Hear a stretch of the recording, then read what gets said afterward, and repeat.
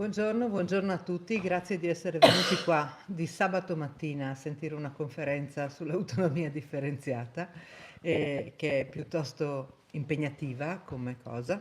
Grazie, e grazie a Rosaria Capozzi che l'ha organizzata, la nostra consigliera regionale qua in Friuli Venezia Giulia.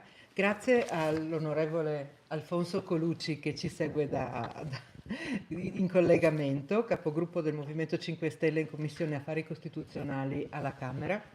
Grazie a Piero Gurieri che è venuto fin da Vittoria a trovarci per presentare il suo lavoro di ricerca e il suo libro sull'autonomia differenziata, questo, come la destra ha spaccato l'Italia. E grazie a Daniele Dovenna, che è l'ultimo nostro relatore, che fa parte dei comitati per la difesa della Costituzione e dei comitati contro ogni autonomia differenziata, e che viene qui a raccontarci una parte della lotta che abbiamo fatto e che ancora dobbiamo fare per scongiurare tutta una serie di rischi a cui l'Italia va incontro a causa dell'ossessione di questa destra, direi per distruggere il nostro paese.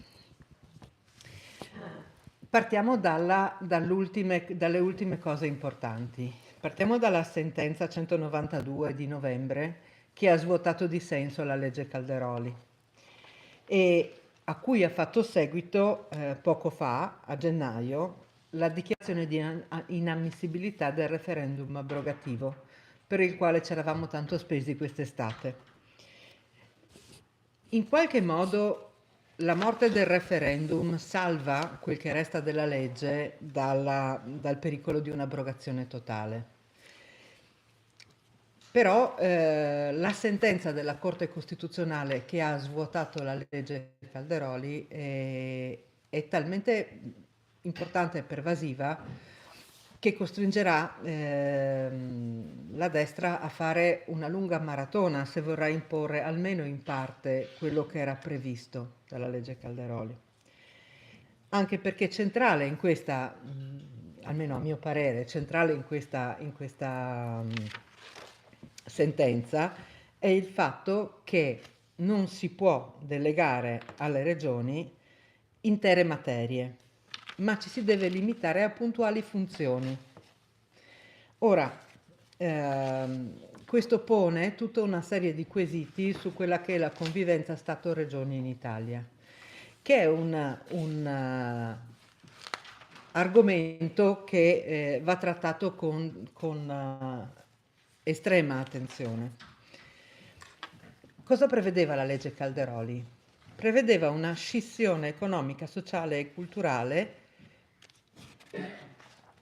in pieno contrasto con quello che invece è lo spirito della nostra Costituzione. La legge Calderoli era pericolosa e costosissima. Allora, qual è il centro? Il centro della questione è la solidarietà fra regioni. La solidarietà fra regioni del tutto disattesa dalla legge Calderoli che non prevedeva fondi per la perequazione territoriale e quando soltanto per garantire i livelli essenziali di prestazione, le famose LEP, erano stati calcolati almeno 100 miliardi di soldi necessari. Ora 100 miliardi sono una manovra finanziaria, molto più di quanto costava, che ne so, il reddito di cittadinanza, per fare un esempio. E spaccava l'Italia sì fra nord e sud, ma anche fra territori più o meno fragili e territori più o meno forti, no? Più o meno ricchi. Il problema qual è? Il problema è che noi siamo un sistema, un paese è sempre un sistema. Il primo mercato del nord è il sud. Spaccare l'Italia non distrugge solo l'economia del sud, ma anche quella del nord. Si vede quando ci sono delle fluttuazioni sul PIL. Un punto di PIL al sud in più significa tre quarti di PIL in più, tre quarti di punto di PIL in più al nord. È automatico, è automatico. E il motivo principale per cui la Lega spingeva questa norma era per aumentare la competitività del paese. È evidente che così non sarebbe stato. È evidente perché spaccare amministrativamente l'Italia, permettere di avere sistemi regolamentari completamente diversi tra una regione e l'altra, significava anche un aggravio pesantissimo nella vita delle aziende, nei trasporti e in tutta una serie di leve economiche. E torniamo sulle LEP, che sono essenziali, i livelli minimi di assistenza, a cui tutti noi dovremmo tendere e superare, perché sappiamo benissimo in Friuli Venezia Giulia cosa ha significato nella pratica per tutti noi il crollo verticale dei servizi sanitari, ad esempio, che abbiamo vissuto negli ultimi 10 anni e su cui stiamo combattendo con comitati per la difesa della salute pubblica, con comitati di vario tipo in cui noi siamo in prima persona coinvolti e cerchiamo di sostenerli. Ora, il fatto di spezzettare in questo modo la sanità avrebbe un impatto devastante sui servizi in tutta Italia, non solo al sud. Soprattutto perché, non essendo previsti soldi per garantire queste prestazioni minime, la situazione sarebbe pericolosissima. Da dove nasce questa legge? Perché improvvisamente ci ritroviamo a combattere contro un progetto di federalismo mascherato? Evidentemente nasce da una contrattazione tra le tre principali forze politiche al governo in questo momento nel Paese, dove evidentemente Fratelli d'Italia spinge sul premierato, dove la Lega spinge sul federalismo e dove Forza Italia spinge per la riforma della giustizia.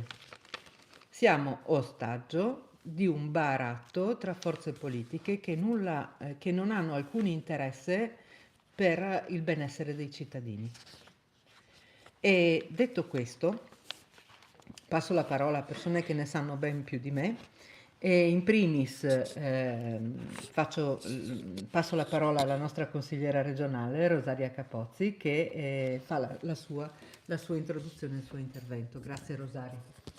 Buongiorno a tutte e a tutti, non sono l'esperta della situazione e dopo aver fatto l'evento di ieri sembra quasi di riavvolgere un nastro.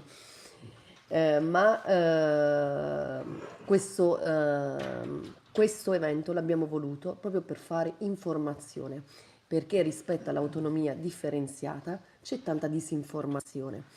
Riprenderò alcuni concetti espressi da Elena. Innanzitutto voglio partire proprio da quello basilare. Che cos'è l'autonomia differenziata? È la facoltà attribuita alle regioni ordinarie, quindi non a quelle speciali, per le quali vige una disciplina a parte, di aumentare le proprie competenze normative e gestionali in ambiti che oggi sono disciplinati e amministrati dallo Stato. Tale facoltà non era prevista originariamente nella Costituzione del 1948, è stata introdotta con una riforma costituzionale nel 2001 con l'articolo 116,3, il quale prevede forme e condizioni particolari di autonomia alle regioni a statuto ordinario che possono essere attribuite con legge dello Stato su iniziativa della regione interessata. Questo comma fortunatamente non è mai stato attuato fino ad ora a causa delle grandi differenze economiche e sociali che ci sono tra le varie regioni del nostro paese. Questo percorso però è stato ripreso da Calderoli, il quale introduce appunto la famosa legge 86 sull'autonomia differenziata. Quando diciamo che questa legge è pericolosa, non lo diciamo così per una presa di posizione nei confronti di una legge fatta dalla maggioranza. Lo diciamo perché tradisce dei valori importanti della nostra Costituzione.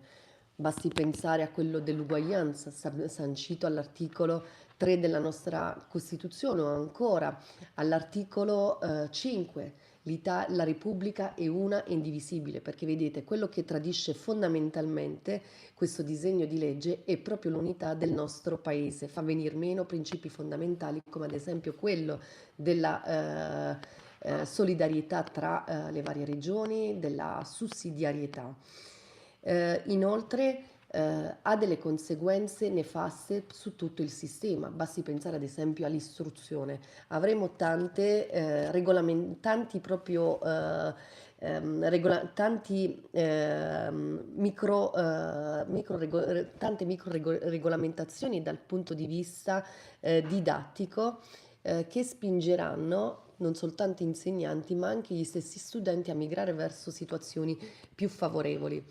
Se guardiamo anche dal punto di vista amministrativo, la situazione non cambia di molto, anzi vedremo anche da quel punto di vista delle complicazioni notevoli. Basti pensare anche alla nostra regione dove l'attrazione imprenditoriale è importante e quindi avremo non soltanto cittadini ma anche imprese laddove svolgono attività sovraregionale ad esporsi, quindi ad avere a che fare con 21 legislazioni differenti, con l'assurdità proprio amministrativa e la legnosità appunto che ne deriva. O ancora, basti pensare a quello che è accaduto durante il periodo pandemico dal punto di vista sanitario, dove abbiamo proprio colto con mano le differenze delle varie regioni e la diversa risposta che le varie regioni hanno dato in termini di risposta sanitaria, con numeri in termini di vittime che appunto ne segnano proprio le differenze. Ancora, eh, ritengo che da qualunque punto la si veda è comunque una legge nefasta e anche per la nostra regione le cose non sono tanto diverse perché la nostra regione è una regione autonoma e speciale per delle ragioni che sono legate alla tutela delle minoranze linguistiche. Nella nostra regione sono riconosciute 4 lingue: l'italiano, lo sloveno, il tedesco, il friulano, ma anche per ragioni geografiche, perché ad un certo punto c'era la contesa dell'Italia con la Slovenia, il problema di Trieste, o ancora per ragioni sempre geografiche perché ci ponevano al confine e quindi in una situazione dal punto di vista economico svantaggiato, motivo per cui ci sono state riconosciute delle prerogative proprio date da queste considerazioni. Il timore che abbiamo sempre paventato è che con l'autonomia differenziata le regioni ordinarie finiranno per vedersi riconosciute delle competenze ulteriori, facendo sembrare la nostra specialità anacquata, ecco, perché di fatto diventeranno speciali e questo sulla scorta del fatto che non hanno le considerazioni per cui ci è stata riconosciuta la nostra specialità. Tutto questo pone appunto delle criticità, ma io voglio anche esporvi quella che è la nostra classe politica regionale, perché Federica, quando è iniziata a circolare, appunto, quando è stata approvata questa legge, si è limitata a dire che collaborerà con Roma al rialzo. Io ritengo che sulla pelle dei cittadini non bisogna collaborare al rialzo, ma dico di più, e qua lo dico in maniera piuttosto divertita perché se non ci fosse veramente dell'ironia in tutto questo ci sarebbe veramente da piangere, perché abbiamo una classe politica che dice una cosa e ne fa un'altra. Ad un certo momento del nostro percorso ci siamo ritrovati ad intervenire sulla legge sul fine vita e ho trovato pazzesco che la spiegazione per cui è stata bocciata questa legge qui nella nostra regione è perché non si volevano creare delle differenze con le altre regioni, un po' per dire quando vi piace l'autonomia va bene, quando invece non vi piace le differenze non ci devono essere. O ancora qualche mese fa è intervenuta una mozione di un collega della Lega il quale voleva appunto, questa mozione mirava a rafforzare il nostro statuto, il che è lodevole, però con la spiegazione esplicita che l'autonomia differenziata avrebbe annacquato la nostra specialità. Tutto questo ordine di cose, tuttavia, ha una battuta d'arresto, fortunatamente, perché intervengono 4 ricorsi da parte di 4 regioni, Puglia, Toscana, Sardegna e Campania, le quali fanno sì che si arrivi ad una sentenza, secondo me, storica ed importante, perché questa sentenza in sostanza demolisce quella che è la legge Calderoli.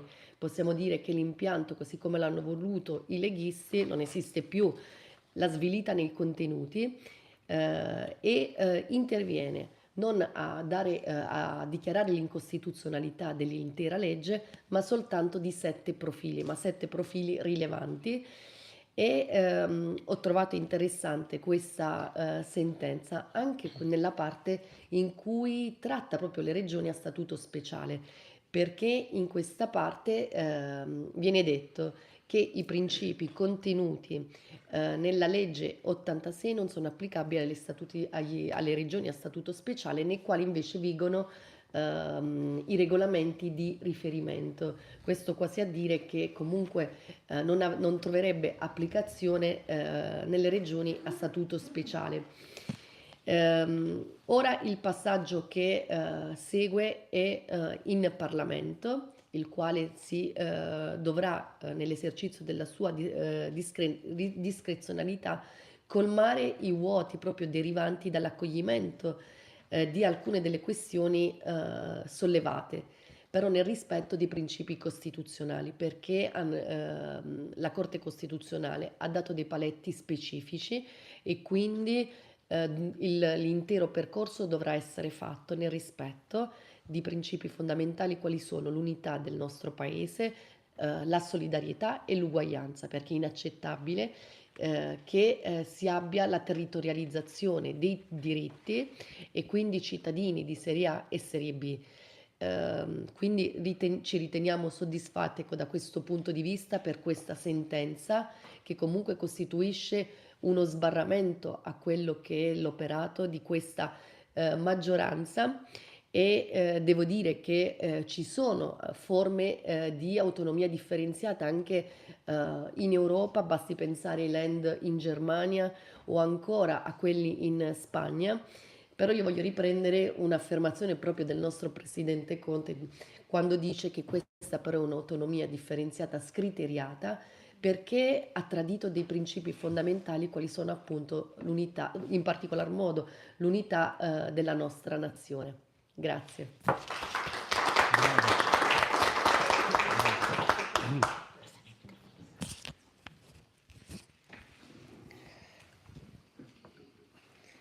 Grazie Rosaria, bellissimo intervento. Lascerei adesso la parola all'onorevole Colucci che ci segue da lontano e che ha avuto modo di seguire in presa diretta l'iter di tutta questa follia. Grazie. Ci sono intere pagine scritte su Alfonso in questo libro per la passione con cui ha seguito alcuni passaggi di questa legge in Commissione Affari Costituzionali e per il suo magistrale intervento che io tra poco citerò in sede di dichiarazioni di voto. Anzi, più che magistrale direi un intervento che ha dato entusiasmo e che ha sottolineato anche le ambiguità e il pericolo che questa legge rappresentava, anche nel dialogo tra le forze parlamentari. Grazie. Alfonso, la parola è tua, grazie. E allora, innanzitutto un saluto a tutti e mi fa piacere essere presente. Mi dispiace non essere lì proprio di persona, sapete che da voi vengo sempre con immenso piacere. Un saluto speciale a Rosaria, ad Elena, ad Enrico Sossi, un saluto speciale all'avvocato Piero Guerrieri che ha scritto questo suo testo magistrale e reitero a lui l'invito già posto dal Presidente Conte di occuparsi nel suo prossimo studio specificamente della separazione delle carriere. Quindi avvocato, aspettiamo il nuovo libro il più celermente possibile. A Daniele Dovenna del Comitato contro ogni autonomia differenziata. Un saluto a tutti. Io direi iniziamo subito da un tema che in parte ha già affrontato Rosaria. Sgombriamo il campo da ogni equiparazione tra le regioni a statuto speciale e l'autonomia differenziata delle regioni ordinarie. Sono due cose completamente diverse, perché la specialità delle regioni a statuto speciale trova un suo netto e chiaro riferimento nell'articolo 5 della nostra Costituzione, poi viene declinato nell'articolo 116, si fonda su un presupposto che Rosaria ci richiamava in maniera molto limpida. Il presupposto è che preesistono delle situazioni speciali di natura storica, geografica, culturale, economica. Rosaria ce le ha dette queste ragioni, che hanno imposto alla nostra Costituzione, ai nostri costituenti, il riconoscimento all'articolo 5 della necessità delle autonomie speciali. E l'articolo 5 in particolare, vi segnalo che è una norma inserita tra i principi fondamentali della nostra Costituzione, declina assieme alla unità e indivisibilità della Repubblica proprio il concetto di autonomia, ma dicendo che riconosce le autonomie, ad intendersi che c'è una preesistenza che viene ad essere riconosciuta dalla nostra Costituzione, ed è esattamente quanto diceva Rosaria, ad esempio con riferimento al Friuli Venezia Giulia. C'è il riconoscimento costituzionale che situazioni specifiche impongono il riconoscimento di un'autonomia speciale, che è quella riconosciuta alle regioni a statuto speciale, che è funzionale al progetto di unità e indivisibilità previsto dall'articolo 5. È esattamente il contrario dell'autonomia differenziata proposta dal ministro Calderoli, che invece spezza esattamente quel vincolo posto dall'articolo 5 e che Rosaria ci ricordava, ma anche Daniela, della specialità quale strumento di unità e indivisibilità della nostra Repubblica. Il principio, il nucleo fondamentale della legge di Calderoli si basa sul concetto fondamentale, facciamo informazione, il residuo fiscale, cioè le regioni che hanno una maggiore capienza fiscale, le regioni più ricche, possono spendere di più.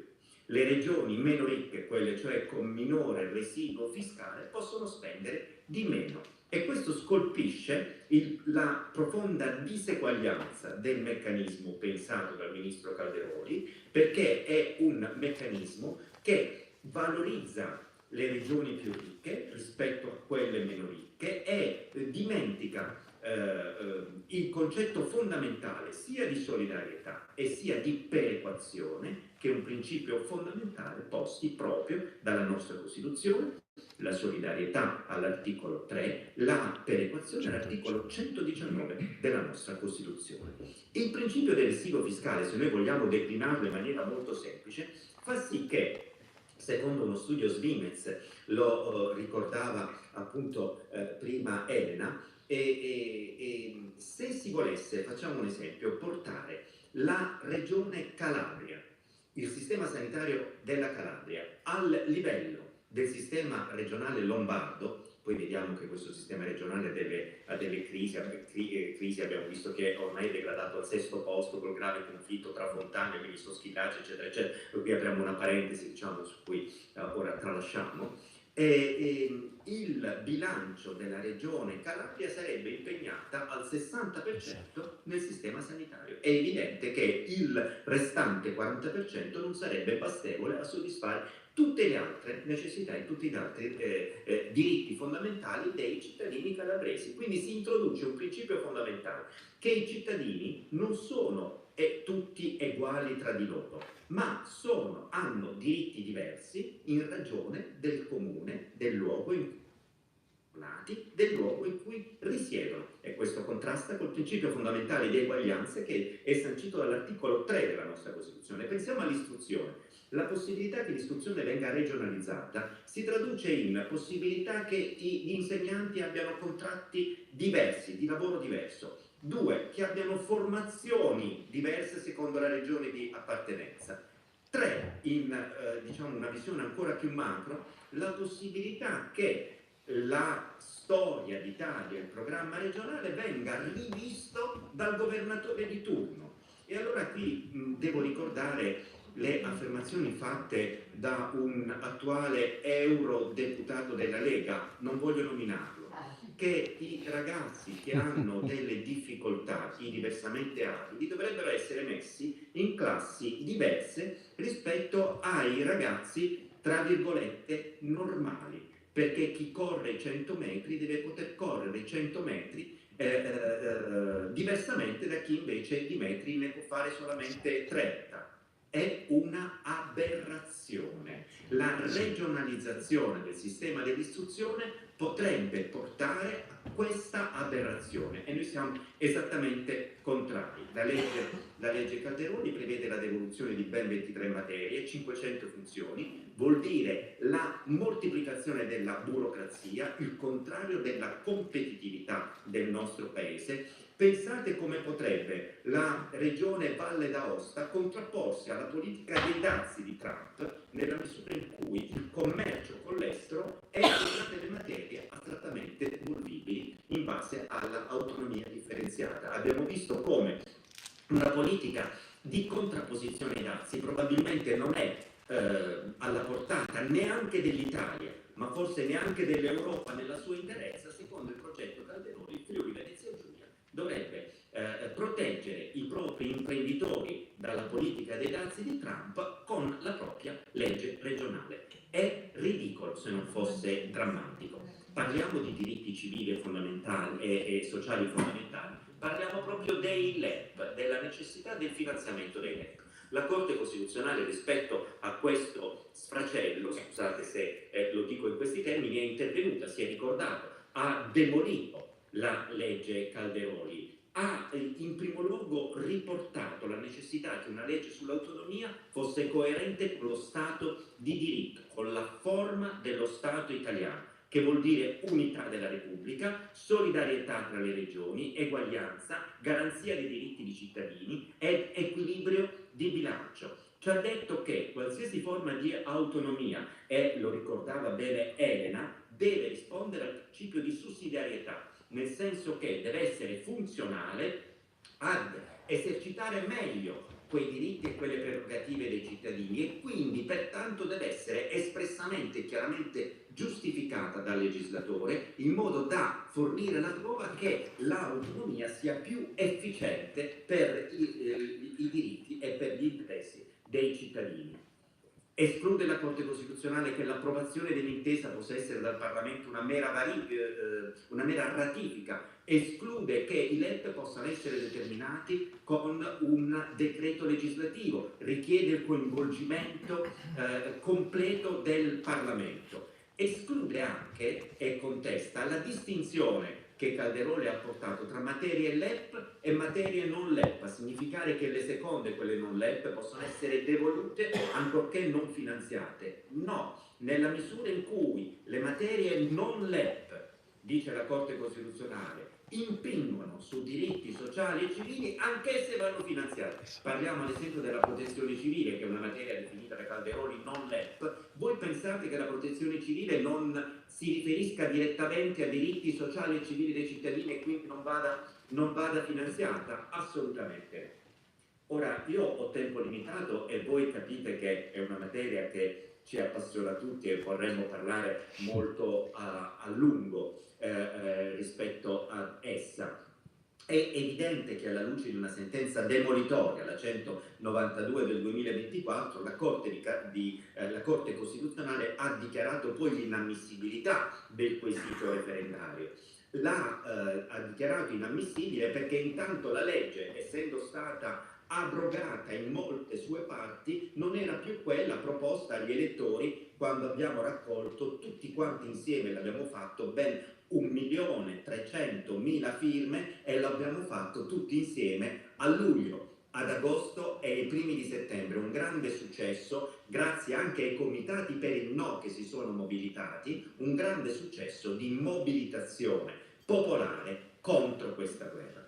E allora io vorrei concludere ricordandomi che la nostra Costituzione, quindi la nostra lotta alla legge sull'autonomia differenziata, il nostro no, non è solo un no alla legge sull'autonomia differenziata, ma è un sì alla nostra Costituzione. È una battaglia di difesa della nostra Costituzione, che è un documento vivo, non è un documento morto, un documento che noi ogni giorno dobbiamo difendere e onorare, perché in quel documento ci sono tutti i valori della nostra storia costituzionale, ci sono le tragedie, ci sono i morti, anche i giovani che sono morti per difendere, per affermare i valori costituzionali repubblicani, che sono i nostri valori fondamentali, perché in quella Costituzione, quando all'articolo 11 leggiamo che l'Italia ripudia la guerra, in quell'articolo 11 c'è Mazzini. Quando all'articolo 8 leggiamo che le confessioni religiose sono tutte libere davanti alla legge, lì noi leggiamo Cavour. E quando all'articolo 5, che la Repubblica è una e indivisibile, l'articolo 5 promuove le autonomie, l'abbiamo proprio detto all'inizio di questo nostro discorso, lì noi leggiamo Cattaneo, non è ammessa la pena di morte, dice tutto Cesare Beccaria nell'articolo 27 della nostra Costituzione. Dunque è una difesa dei valori costituzionali, che è una difesa della Repubblica, che è una difesa del tricolore. Qui mi richiamo al discorso che veniva ricordato quella mattina alle 7:15 dopo una notte di battaglie in Parlamento. È una lotta per la Costituzione. E allora consentitemi di concludere dicendo che in questa logica noi, Movimento 5 Stelle, rivendichiamo come nostro il concetto di nazione. Non lo lasciamo a questi presunti fasulli patrioti. La nazione intesa come un insieme di valori che trovano proprio nella nostra Costituzione il loro non solo esistere giuridico, ma anche la prospettiva futura, ci danno il futuro di quello che lo Stato dovrebbe essere. L'articolo 1, l'Italia è una repubblica democratica fondata sul lavoro. Voi capite come la nostra battaglia per il salario minimo non è solo una battaglia per l'attuazione dell'articolo 36 della Costituzione, il lavoro dignitoso come diritto primario della persona, ma anche una battaglia per la democrazia, perché davvero noi non potremo dire che l'Italia sia una repubblica veramente democratica finché essa non sia veramente fondata sul lavoro, finché il diritto al lavoro non sia pienamente riconosciuto. Quindi una battaglia per la democrazia, per la difesa della Costituzione, per la difesa del tricolore.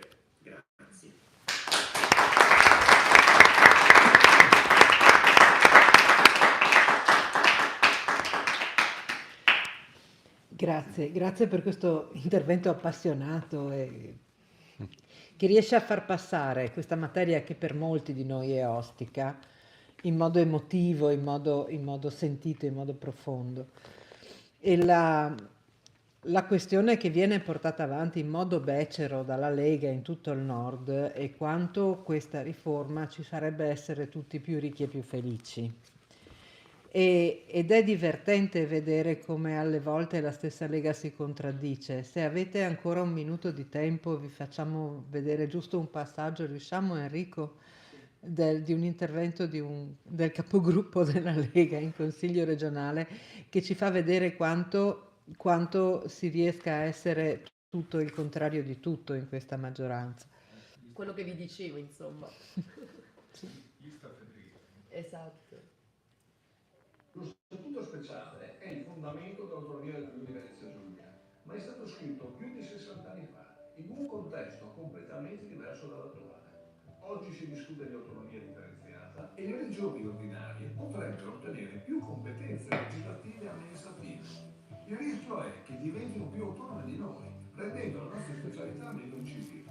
Per questo abbiamo chiesto di avviare un percorso di revisione dello statuto, perché dobbiamo rafforzare la nostra autonomia, ampliando le competenze legislative e garantendo strumenti più efficaci per governare il territorio. Più poteri decisionali, servizi migliori e un'amministrazione più vicina ai cittadini.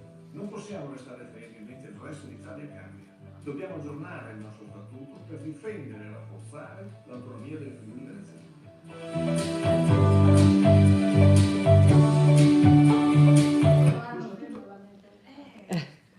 È meraviglioso. è meraviglioso perché è tutto, appunto, tutto il contrario di tutto, no? Allora, è una norma che ci renderà tutti ricchi e felici, però dobbiamo difenderci. E effettivamente è così, mentre le regioni a statuto ordinario riuscirebbero a ottenere tutte le autonomie che richiedono in modo piuttosto semplice, con un percorso chiaro e non complicato, le ragioni di statuto speciale devono passare per la modifica dello statuto, che non è una passeggiata di salute. E quindi a questo punto io passo la parola a quello che è l'ospite d'onore di questa giornata, che ci illustra le implicazioni dell'autonomia differenziata in modo più puntuale di quanto potrei fare io. Quindi passo la parola all'avvocato Piero Gurrieri, che è autore del libro Autonomia differenziata, come la destra ha spaccato l'Italia. Grazie Elena, grazie Rosaria e grazie a voi tutti e a Daniele ovviamente che seguirà il mio intervento, e grazie a voi tutti e anche a coloro che ci seguiranno sui social, perché è lì che in tanti ci seguiranno al nord come al sud. Direi che se parlare di autonomia differenziata nelle regioni del sud o nelle regioni insulari è un dovere, qui è una grande sfida e quindi dovete essere orgogliosi, come lo siamo noi, di combattere questa battaglia, che certamente da queste parti è più difficile proprio perché le forze che hanno la destra, che si sono fatti promotrici di questa legge, che ieri ho definito una legge porcata bis, e qui lo ribadisco, hanno lavorato molto sull'idea che si tratta di una legge utile o comunque non pregiudizievole per le regioni del nord. E questa è una insidia molto importante, quando invece è una legge che si inserisce chiaramente in quel sistema di scambio tra i tre partner della coalizione che si sono detti. Ieri abbiamo avuto un dibattito a Trieste sullo stesso tema e quindi vorrei cercare di dire cose anche un po' diverse. E l'occasione, diciamo, mi viene così spontaneamente dall'intervento di Alfonso Colucci, che ha svolto un ruolo straordinario, tanto, come dicevo prima, nella prima commissione affari costituzionali, che è quella che si è occupata del disegno di legge Calderoli, ma poi anche nelle dichiarazioni di voto conclusive in Parlamento. L'iter di questa legge, che è raccontato in questo libro, anche con tutta una serie di particolari in ordine cronologico, per poi passare a delle considerazioni finali, ha visto una lunga fase di discussione e poi di scontro tra le forze parlamentari, tra le forze di maggioranza a sostegno ovviamente del disegno di legge Calderoli e quelle di opposizione, in cui il Movimento 5 Stelle ha avuto un grandissimo peso, insieme tra l'altro alle altre forze del centro-sinistra. E ci sono stati anche degli episodi estremamente controversi. Per esempio, ce n'è stato uno che ha visto il 24 aprile, vigilia del 25 aprile della Liberazione, una nostra deputata, una nostra portavoce, Carmela Auriemma, che nella Commissione Affari Costituzionali provò a far passare un emendamento con il quale veniva espunto dall'articolo 1, comma 1 del disegno di legge Calderoli il termine autonomia. Alcuni deputati della maggioranza erano assenti e capitò che l'emendamento della deputata 5 Stelle Carmela Auriemma fu accolto dalla Commissione. E lì si ebbe una prova, la dimostrazione, diciamo, ante litteram dell'arroganza, della protervia della maggioranza, che invece di proclamare tramite il presidente della commissione l'esito del voto, così come le regole avrebbero imposto, rinviò la seduta, rinviandola di 2 giorni il 26 aprile, quando tornò irritualmente, illegalmente, a mettere a voto la stessa proposta che ovviamente con la maggioranza a quel punto blindata, con la presenza unanime dei deputati di maggioranza, fu respinto. Fu respinto l'emendamento del Movimento 5 Stelle. E si arrivò insomma in aula, perché subito dopo si arrivò poi all'aula, in condizioni di grandissimo conflitto tra le proteste delle opposizioni, del movimento. E lì ci fu un intervento appassionato proprio di Alfonso Colucci, e io che ho voluto citare andando a vedere, a trarlo dai resoconti della Camera dei Deputati, questo intervento, alcuni stralci di questo intervento ve li voglio leggere, approfittando anche della sua presenza oggi.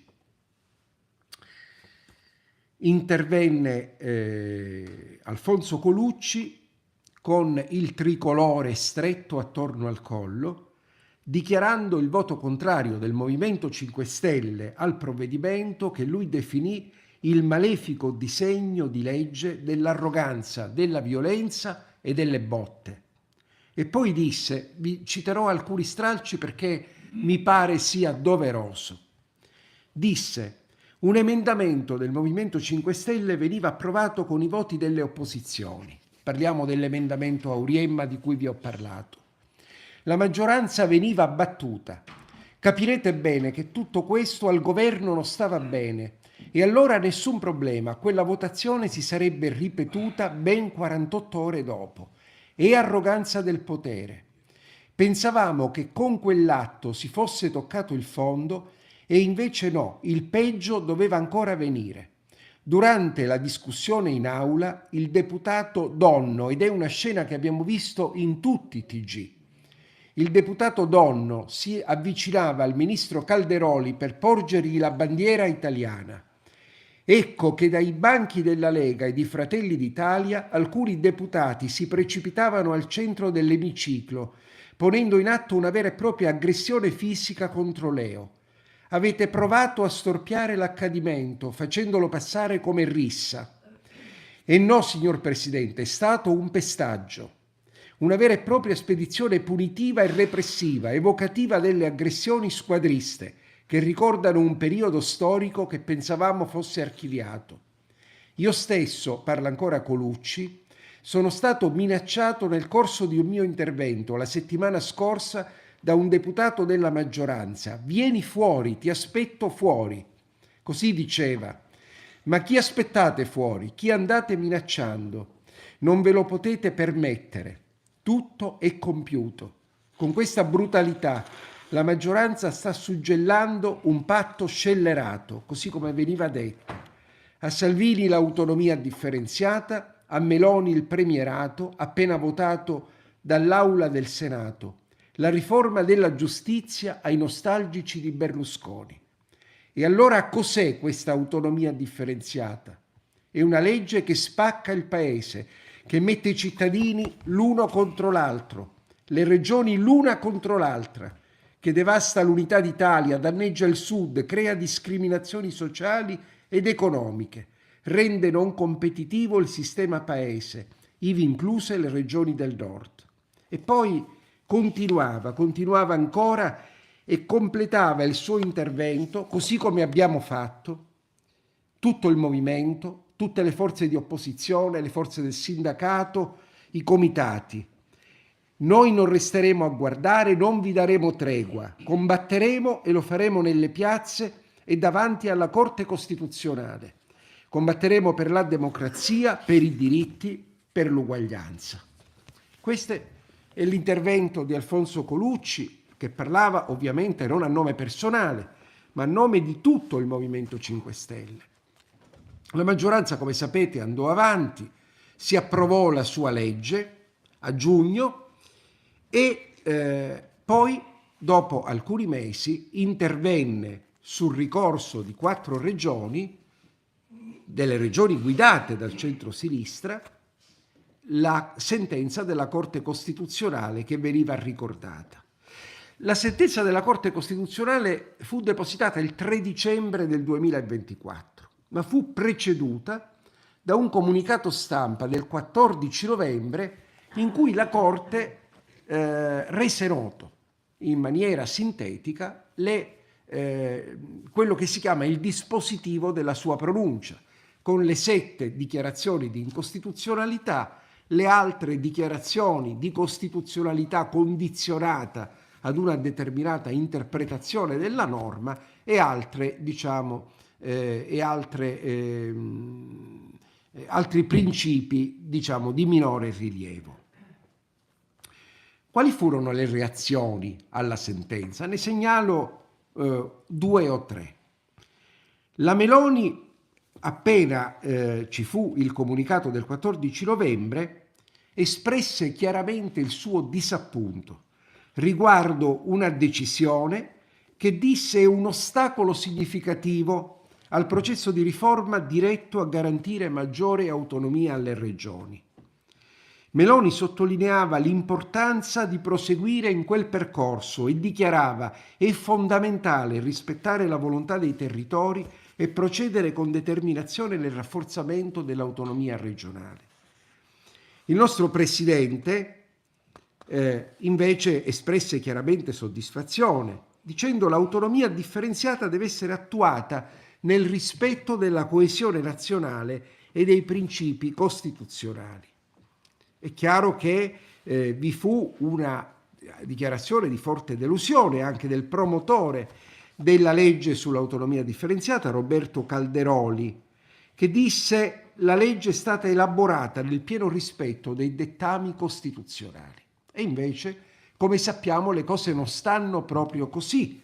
La Corte Costituzionale intervenne in maniera estremamente dura con una sentenza della quale ieri ho ampiamente parlato, e allora voglio arrivare adesso alla nuova sentenza della Corte che veniva richiamata, quella del gennaio del 2025, la sentenza numero 10 del 20 gennaio 2025.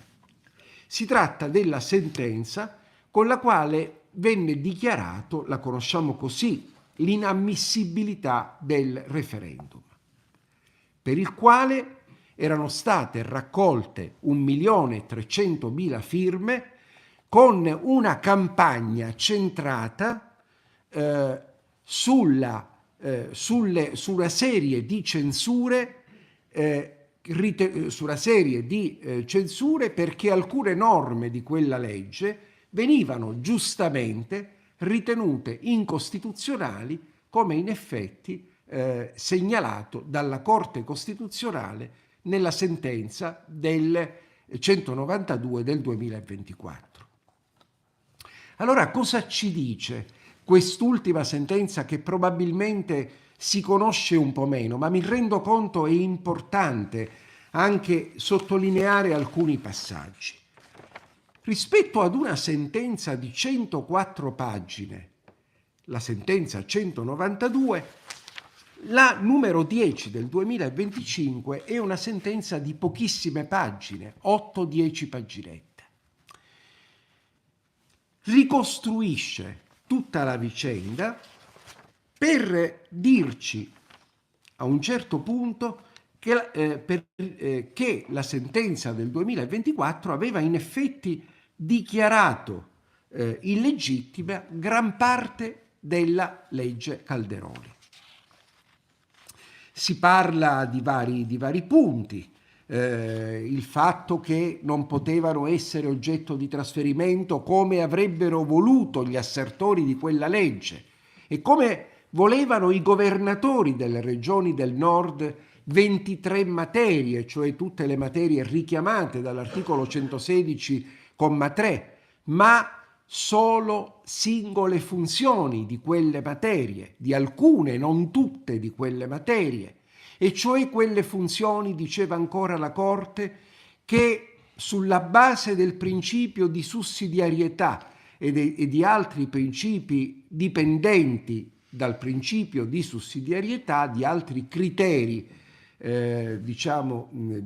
sottocriteri di questo principio, come l'equità, l'efficienza, l'efficacia, l'economicità, la responsabilità, avrebbero giustificato che rispetto allo Stato alcune limitate, singole, motivate funzioni sulla base di una istruttoria complessa da verificare avrebbero potuto essere devolute alle regioni, no? Questa è una disposizione importante, non le 23 materie in blocco, quasi a dire le regioni si sostituiscono allo Stato e quasi a prefigurare l'idea che non sia neppure necessario che alcune materie alcune politiche pubbliche vengano poste in essere ed espletate dallo Stato, bastando le regioni. La Corte Costituzionale disse solo alcune regioni, perché riconosciamo l'idea di un regionalismo, possiamo anche ritenere possibile che alcune funzioni vengano poste in essere, vengano esercitate in un livello più prossimo ai cittadini, ma certo non può essere la regola. E poi ancora la centralità del Parlamento, dal punto di vista dei LEP, ad esempio, e cioè il Parlamento che interviene esprimendo quei criteri per i decreti legislativi che invece erano del tutto assenti nella prospettazione della legge Calderoli, il Parlamento chiamato a non confinare il proprio giudizio in ordine a un prendere o lasciare riguardo le intese che, elaborate da governo e regioni, fossero poi presentate in Parlamento, ma che ha la possibilità di poter emendare le intese stesse. Il Parlamento ancora centrale perché l'aggiornamento dei LEP non può essere atto delegato all'autorità di un organo monocratico quale il Presidente del Consiglio dei Ministri. Insomma, è chiaro che la Corte Costituzionale ha modificato in vari punti, dichiarando in 7 incostituzionale le disposizioni della legge Calderoli. E si potrebbe continuare. E allora cosa dice la Corte Costituzionale con la sentenza 10? Dice in definitiva la sentenza 192 del 2024, quella di alcuni mesi prima, ha eliminato gran parte del disposto normativo di cui alla legge numero 86 2024, la legge Calderoli, incisa nella sua architettura essenziale, lasciando in vita un contenuto minimo. Tale contenuto, però, è di difficile individuazione e ciò si riflette sulla comprensibilità del quesito da parte del corpo elettorale, oltre che sul fine ultimo della stessa richiesta referendaria. Quindi la Corte Costituzionale non dichiara la inammissibilità del referendum ritenendo che i cittadini non abbiano titolo ad esprimersi. La Corte Costituzionale dice che quella richiesta non può essere ancora portata a buon esito, che il referendum non si può tenere perché la materia sulla quale vi era il referendum, che era appunto volete voi abrogare la legge 86 del 2024, ma quella legge è venuta meno in tutto il suo architrave, è venuta meno nella sua architettura costituzionale, anzi incostituzionale, perché è stata l'intera intelaiatura profondamente modificata, se non addirittura annullata, dichiarata appunto incostituzionale, espunta dall'ordinamento. E di conseguenza ciò che rimane della legge è veramente ben poco. Infatti è assolutamente, rimane il principio. Tant'è vero, il principio qual è? Il principio che l'autonomia differenziata è prevista dalla Costituzione.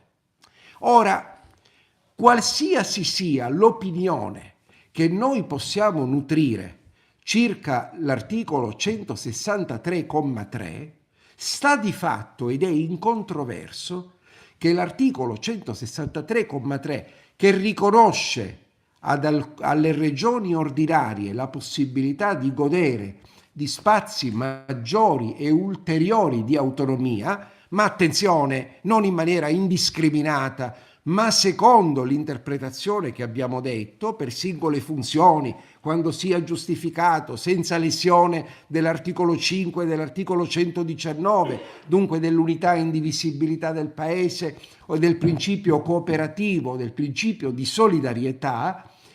L'articolo 163,3 è norma costituzionale e quindi il secondo rilievo della sentenza 10 del 2025, che io devo dire sotto un profilo giuridico condivido pienamente, e che in definitiva andare ad ammettere un referendum su una legge profondamente modificata e con una intelaiatura totalmente venuta meno nei suoi principi ispiratori ed essenziali sarebbe stato anche andare a mettere in discussione un articolo costituzionale, e cioè l'articolo 163,3. Tant'è vero che la Corte Costituzionale dice anche: se si ammettesse la richiesta in esame, si avrebbe una radicale polarizzazione identitaria sull'autonomia differenziata come tale e in definitiva sull'articolo 116 terzo comma, che non può essere oggetto di referendum abrogativo, ma solo di revisione costituzionale, ai sensi dell'articolo 138.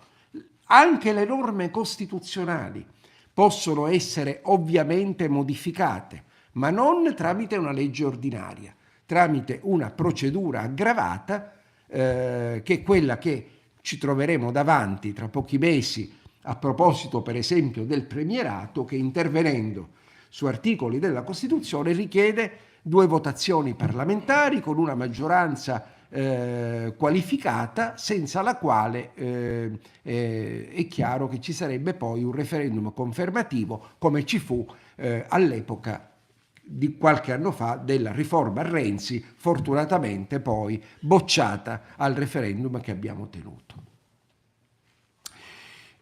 Io devo dire, prevedevo che la sentenza, che il giudizio sulla ammissibilità referendaria avrebbe avuto quest'esito.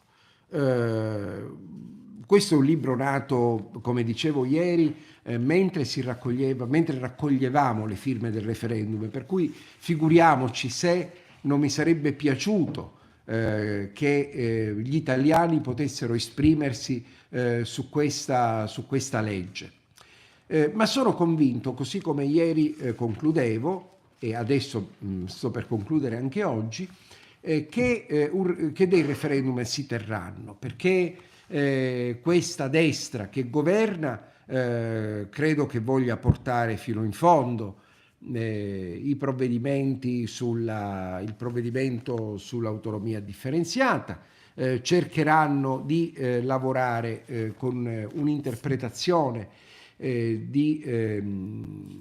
sulla base della quale quello che ancora sopravvive, quel poco che ancora sopravvive della legge, sia sostanzialmente di autoapplicazione, ma credo che se il centro-sinistra, così come ha inteso sostenere la Corte Costituzionale nella sentenza 192, ma come viene ribadito anche dalla sentenza 10/2025, sarà chiaro e unito nel dire che la legge deve tornare in Parlamento e lì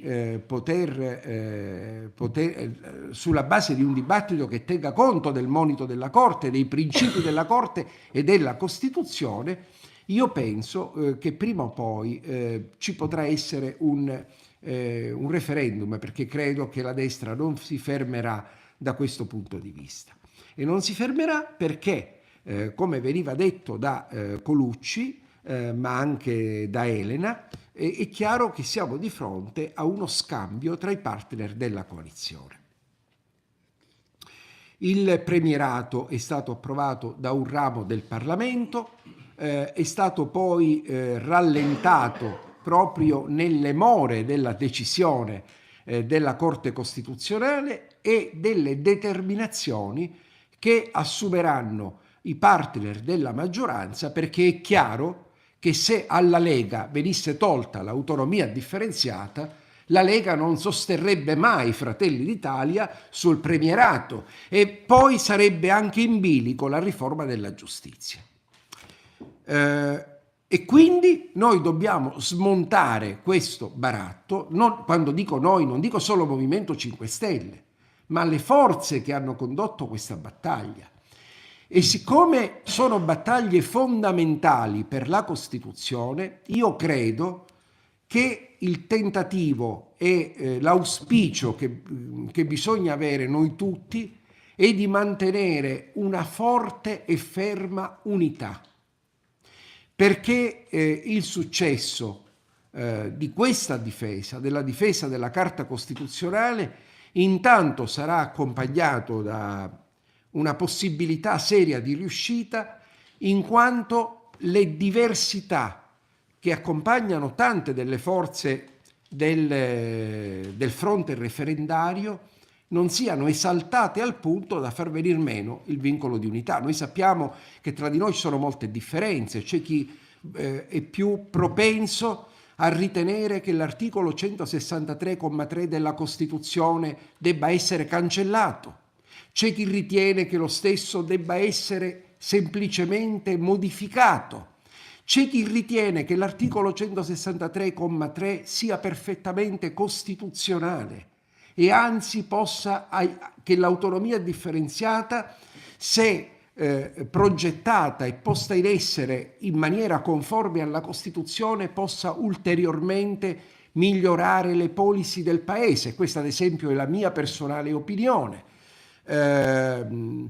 Voglio dire, ci possono essere tante differenze, ma è importante che le battaglie vanno combattute, soprattutto puntando a ciò che unisce, a ciò che per esempio ha indotto alcune forze che certamente non sono annoverabili nella sinistra o tra le forze progressiste, quali Confindustria, Banca d'Italia, la Chiesa Cattolica, a accompagnarsi in questa battaglia e a sostenerla in maniera convinta, convincente, con solidità di argomentazioni. L'intervento della Banca d'Italia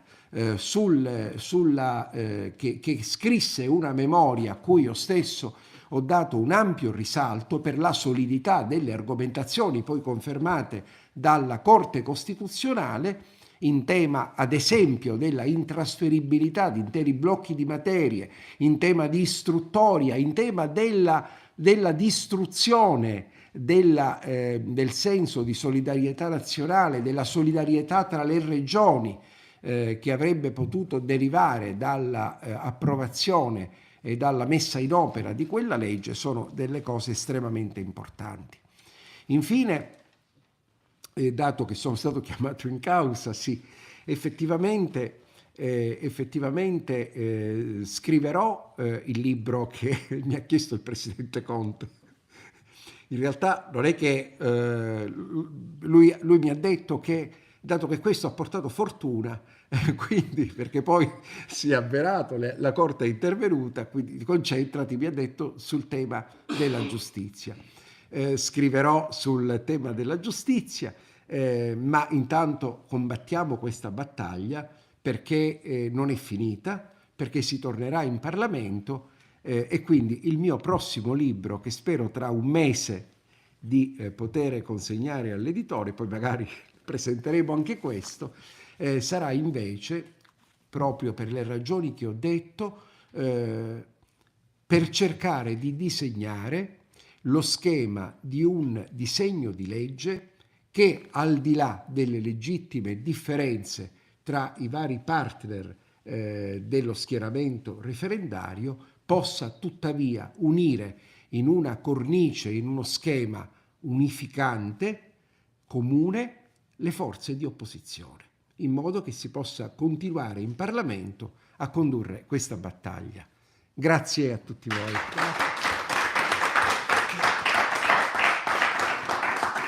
Grazie Piero, sempre prezioso, sempre preciso, sempre dettagliato e documentato. Grazie. Mi viene da pensare a un aspetto, specialmente quando si parla di premierato, ma anche quando si parla della caparbietà di questa destra a voler portare avanti comunque un disegno che evidentemente la Corte di Cassazione ha non solo demolito, io direi castrato, ed è questo atteggiamento arrogante, un misto tra arroganza, ignoranza e faciloneria, per cui alla fine si passa sopra i regolamenti, si passa sopra le norme, tutto sommato non ci importa nulla della Corte Costituzionale e si va avanti ciecamente per una strada che è terrificante per i più che la guardano e che è spaventosa e che non si capisce l'interesse, o meglio, si capisce l'interesse di chi, ma chiaramente non è un interesse collettivo quello che viene portato avanti. Io sono spaventata forse più dal premierato che da qualsiasi altra cosa. E sono spaventata perché mi pare il punto d'arrivo di un percorso che ormai è iniziato diversi decenni fa e che sta svuotando letteralmente il Parlamento della capacità di essere potere legislativo, quando il governo continua a sostituirsi al Parlamento in questo senso. E credo che questa sia una delle ragioni di disaffezione della cittadinanza italiana al voto, perché non è più la collettività che legifera, ma è il governo, che dovrebbe essere un'altra cosa, perché dovrebbe essere l'esecutivo e non il legislativo. È come se venisse a mancare una delle basi essenziali della democrazia, che è l'indipendenza dei tre poteri. Ed è, secondo me, frutto dell'arroganza con cui il potere viene esercitato in Italia negli ultimi decenni. Detto questo, Daniele, Daniele, è il tuo turno di parlare di quella che è la battaglia che stiamo conducendo e che dovremo continuare evidentemente a condurre da qui a ancora qualche anno. Grazie. Buongiorno a tutte e a tutti, grazie al Movimento 5 Stelle di Udine e del Friuli Venezia Giulia. Diceva prima Piero Guerrieri, siccome queste due iniziative si susseguono a distanza di poche ore, si ha un po' la sensazione di ripetere le stesse cose, mentre invece le persone che ci ascoltano sono diverse. Però ecco, io colgo un po', come dire, il suo intendimento, cominciando dalla coda di un discorso che io ho cercato in qualità di rappresentante dei comitati contro ogni autonomia differenziata. Qui davanti a me ho Dianella Pezza, con la quale da qualche anno stiamo conducendo la parte di lotta che riguarda il nostro territorio contro l'autonomia differenziata. Abbiamo fatto tante iniziative e da alcuni anni anche abbiamo trovato interlocuzione importante non in tutti, devo dire, nei consiglieri regionali dell'opposizione, certamente Maria Rosaria che è qua al mio fianco, certamente Furio Onsel che è presente a tutte le nostre iniziative, Serena Pellegrino e parte, diciamo, dei consiglieri del Partito Democratico. Quindi comincio dalla coda, non certamente per andare a spaccare il capello in quattro sulle cose che ho sentito che, come dire, possono non trovarci in perfetta condivisione. Anzi, tengo a sottolineare che l'aspetto più importante che dobbiamo tenere presente proprio in relazione agli eventi che si sono susseguiti negli ultimi 2 anni e in particolare negli ultimi 2 mesi, il valore più assolutamente necessario è quello di mantenere questa unità di intenti che si è manifestata da un paio d'anni a questa parte e che vede come promotori, diciamo così, iniziali i comitati contro qualunque autonomia differenziata e poi via via le forze sindacali più importanti del nostro paese, parlo della CGIL e della UIL, e parlo ovviamente dei partiti dell'arco di centrosinistra.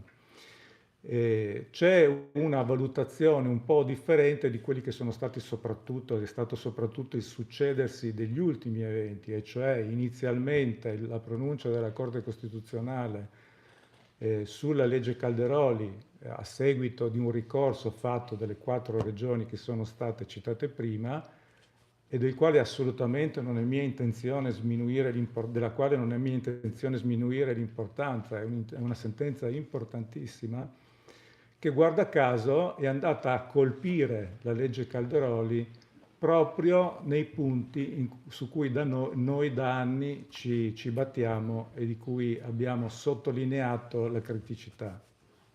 Già prima che la Calderoli vedesse la luce, su quello che era, come dire, il disegno che veniva avanti complessivo per quanto riguarda l'attuazione di questa pessima riforma della Costituzione che è stata fatta nel 2001. Ieri Piero Guerrieri citava opportunamente Leopoldo Elia, che è stato presidente della Corte Costituzionale, un intellettuale di altissimo livello, giurista di altissimo livello, certamente non un estremista, non un pasdaran, non un radicale. Lui era di estrazione democratico-cristiana. A me piace ricordare anche Gianni Ferrara, il quale disse di questa riforma del Titolo V un monumento di insipienza politica e giuridica. Quindi dicevo, la cosa più importante oggi è conservare l'unità. Certamente la sentenza di novembre, con la quale è stata colpita in più parti dalla Corte Costituzionale la legge Calderoli, ci ha dato molta fiducia e molto entusiasmo. Ci ha dato la sensazione, come ha detto di recente la nostra valorosa portavoce nazionale Marina Boscaino, di avere ormai un percorso in discesa. Invece purtroppo è arrivata la doccia fredda dell'inammissibilità del referendum abrogativo, nonostante appunto tutto il percorso importante che era stato fatto negli ultimi 2 anni. È stato ricordato il risultato di assoluto valore che è frutto di questa mobilitazione, di questa sensibilizzazione. Il fatto che 1.300.000 persone abbiano firmato questo referendum nel pieno della torrida estate è il frutto di questo percorso degli ultimi anni ed è il frutto di una acquisita consapevolezza della pericolosità di questo progetto, una consapevolezza che fino a un paio d'anni fa non c'era sicuramente nella pubblica opinione e, diciamo così, non era proprio maggioritaria e assolutamente presente neanche nelle grandi forze politiche e sindacali. E quindi sicuramente per noi l'abbiamo avvertita come un momento di sconfitta, cioè in un momento in cui questo percorso che sembrava in discesa si è inerpicato nuovamente per far sì che noi in sostanza dovessimo ricominciare un po' da capo. I risultati importanti, come ho detto, sono stati raggiunti, nel senso che appunto la conoscenza dell'argomento e la consapevolezza ha raggiunto delle percentuali, come dicono anche i sondaggi, che non c'erano fino a qualche tempo fa. Ma dobbiamo tornare a battere per estendere, diciamo così, questa conoscenza e questa consapevolezza, ripercorrendo un po' con la nostra attività con gli stessi strumenti che abbiamo usato negli anni passati, e cioè facendo iniziative come questa in tutti i territori, e in particolare i comitati no autonomia differenziata si sono dati un programma di lavoro fatto di 5 tavoli tematici. Approfitto per chiedere a ciascuno e a ciascuno di voi, se avesse voglia di dare un suo contributo, di darci una mano, può fare una richiesta all'indirizzo no ad ogni AD, tutto attaccato, @gmail.com, per chiedere di associarsi ad uno di questi gruppi di lavoro. E al centro di questa attività, di questi tavoli di lavoro, c'è la volontà di come dire, mettere sotto stretta sorveglianza l'attività del governo una volta che è saltata l'ipotesi del referendum. Non è chiarissimo cosa voglia fare il governo. Io in un'iniziativa fatta nella sede della CGIL di Udine pochi giorni prima che ci fosse la sentenza di inammissibilità, avevo invitato tutti a riflettere sulla possibilità che la Corte non ammettesse il referendum. Cioè, una volta che fosse avvenuto questo, e noi non pensavamo che avvenisse, noi eravamo piuttosto ottimisti rispetto a questo esito, che cosa vogliamo fare? Attenzione a non eccedere, come dire, nell'ottimismo relativo a quello che ha prodotto la sentenza di novembre. Attenzione a non pensare che l'attività meritoria, importante, assolutamente, che noi assolutamente sfrutteremo nei prossimi mesi della Corte Costituzionale, che indubbiamente ha destrutturato in pieno il progetto egoistico competitivo che era dentro la legge Calderoli. Ma sappiamo anche, da una parte, come è stato ricordato anche ieri, anche da Piero Guerrieri, che questa destra non conosce ostacoli.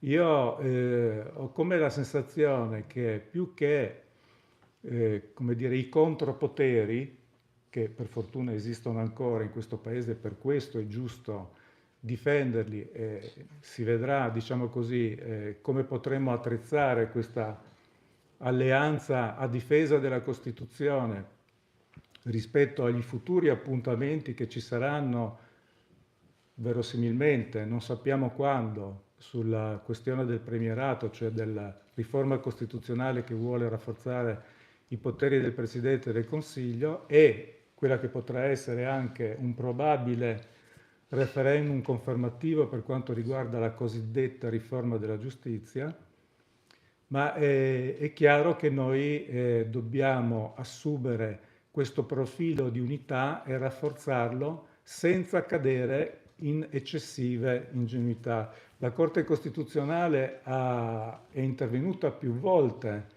nel passato per cercare di raddrizzare le storture che, come veniva ricordato da Elena prima, negli ultimi 20 anni hanno provato ad attaccare i principi, l'impianto della Costituzione.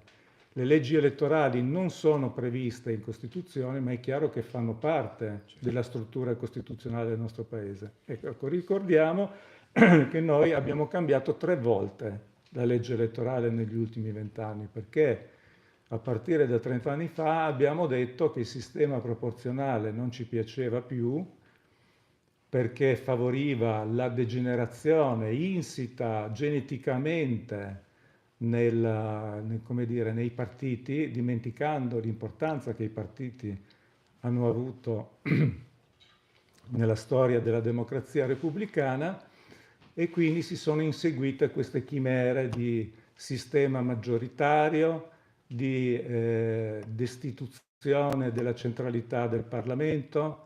Non a caso nella legge Calderoli questo era un punto che la Corte Costituzionale ha cassato in maniera molto incisiva, sia per quanto riguarda la definizione dei LEP, riportando, come dire, il discorso alla centralità del Parlamento e al fatto che non si può destituire il Parlamento delle sue prerogative costituzionali quando si vanno a definire, diciamo così, degli obiettivi di spesa di politica economica così importanti. Ecco, la Corte Costituzionale è intervenuta più volte, ma è rimasta inascoltata.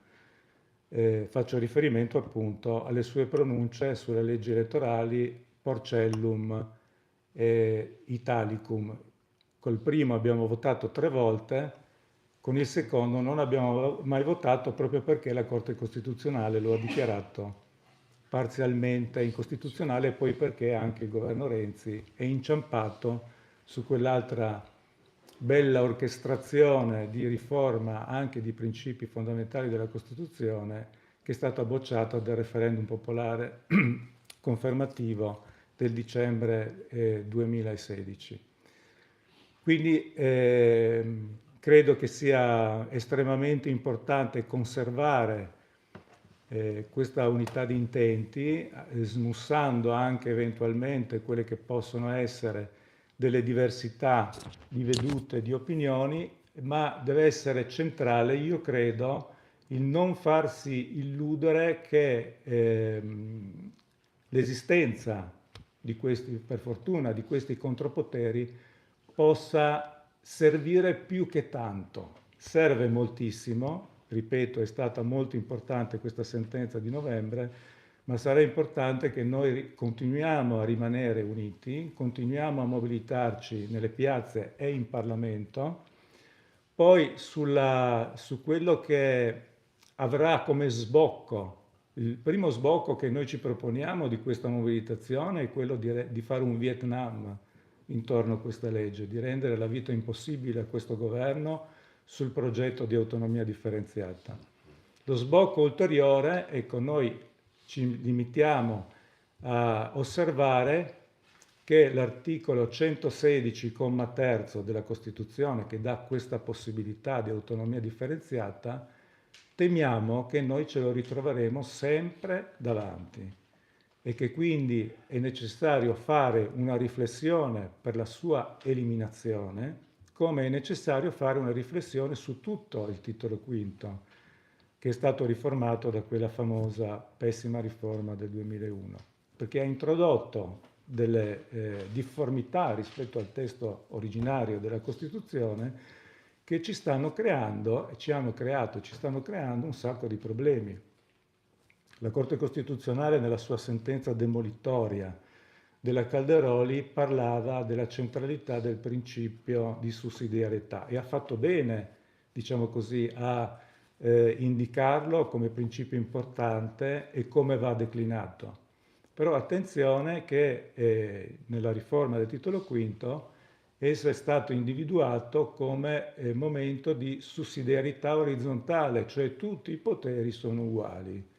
Stato, regioni, comuni, province. Ecco, io non so se questa è stata una scelta felice. Mi sembra di vedere tutti i guasti che ha prodotto nel corso di questi anni, man mano che poi andava a come dire, tornare in auge, perché è rimasto silente per circa 15 anni, il progetto di autonomia differenziata. E poi non dimentichiamo che questa riforma del titolo quinto ha eliminato dalla nostra Costituzione il riferimento al Mezzogiorno d'Italia, come se la questione meridionale che, come dire, ci perseguita con alti e bassi, perché attenzione, non è stato sempre tutto uguale, ci sono stati dei momenti nella nostra storia, un piccolo momento all'inizio del secolo scorso, ma soprattutto con il periodo della Repubblica, in cui queste divergenze tra sud e nord si sono notevolmente attenuate. Si è parlato molto in questi anni, sempre in questa retorica del privato è bello, del privato è efficiente, del privato porta benessere, si è parlato male quasi sempre della Cassa per il Mezzogiorno. Ecco, la Cassa per il Mezzogiorno, prima di diventare diciamo così, un ente infestato dall'eccessiva invadenza delle consorterie di partito, ha avuto una funzione importantissima nello sviluppo del Mezzogiorno ed è stata proprio la stagione in cui queste differenze si sono molto attenuate. Quindi c'è anche l'aspetto dei referendum che invece si celebrano, che ci saranno questa primavera, purtroppo non sappiamo ancora in quale data. Certamente la campagna referendaria che ci verrà dato di poter effettuare è molto molto ridotta nel tempo e quindi è necessario attivarsi anche su questo terreno e che io su questo vorrei fare un appello a tutte e a tutti voi, ricordarsi che anche questo riguarda diritti costituzionali. I 4 referendum promossi dalla CGIL e sostenuti diciamo quasi da tutto il centro-sinistra, nonché della sinistra più caratterizzata, riguardano diritti fondamentali, i diritti del lavoro, e per cercare di modificare questo andamento che è stato instaurato nell'ultimo ventennio, trentennio, e di cui il cosiddetto pacchetto Jobs Act, che questi referendum si propongono di andare a modificare in profondità, ha portato grandissima precarietà, ha portato minori diritti dei lavoratori, ha portato maggiore ricattabilità e quindi ha portato minore democrazia dentro i luoghi di lavoro. La Costituzione è tornata ad essere un qualcosa che nei posti di lavoro non è tanto più ben vista, mentre invece le lotte crescenti e la grande forza che il sindacato ha assunto negli anni 60-70 ha avuto il grande merito di riportare la Costituzione, anzi di portare per la prima volta la Costituzione nei luoghi di lavoro. Quindi un appello al voto. Sarà difficile raggiungere il quorum, dobbiamo fare uno sforzo tutti insieme, mantenendo unito proprio questo fronte che si è creato sull'autonomia differenziata, anche nelle iniziative referendarie che ci saranno per questi referendum sul lavoro, e per dare una maggiore accessibilità alla cittadinanza, ai cittadini stranieri, che costituisce un importantissimo obiettivo di civiltà giuridica e civile nel nostro Paese, tenendo presente che la nostra Costituzione parla anche agli stranieri. Grazie.